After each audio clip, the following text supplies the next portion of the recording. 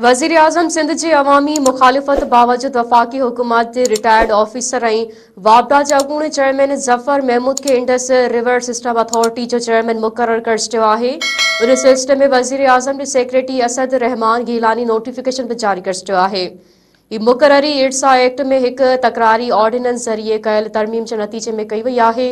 इर्सा गडियल मुफ़ादन वारे काउंसिल जो सब्जेक्ट आहे, पर निगरान हुकूमतुनि में तरमीम करे इर्सा जो चेयरमैन इर्सा एक्ट तहत मुक़ररु करण बदिरां वज़ीर आज़म खे इहो अख़्तियार ॾिनो हो त इहो वफ़ाक़ी हुकूमत जे कंहिं रिटायर्ड अमलदार खे इर्सा चेयरमैन मुक़ररु करे छॾे। एक्ट तहत इर्सा जे मेंबर यानी सूबनि जे नुमाइंदनि मां वारी वारी सां चेयरमैन मुक़ररु थियणो हो।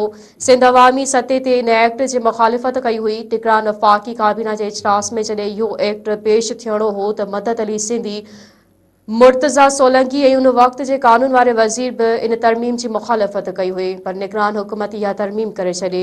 वज़ीर आज़म शहबाज शरीफ़ ऐं सदर आसिफ ज़रदारी जे हुकूमत में सूबनि खे वारे ते मिलंदड़ इर्सा जे चेयरमैनशिप वारो हक़ खसे वफ़ाक़ खे इहो हक़ ॾिनो वियो आहे त इएं वफ़ाक़ी हुकूमत हिकु रिटायर्ड कामूरे ज़फ़र महमूद खे चेयरमैन मुक़ररु करे छॾियो आहे।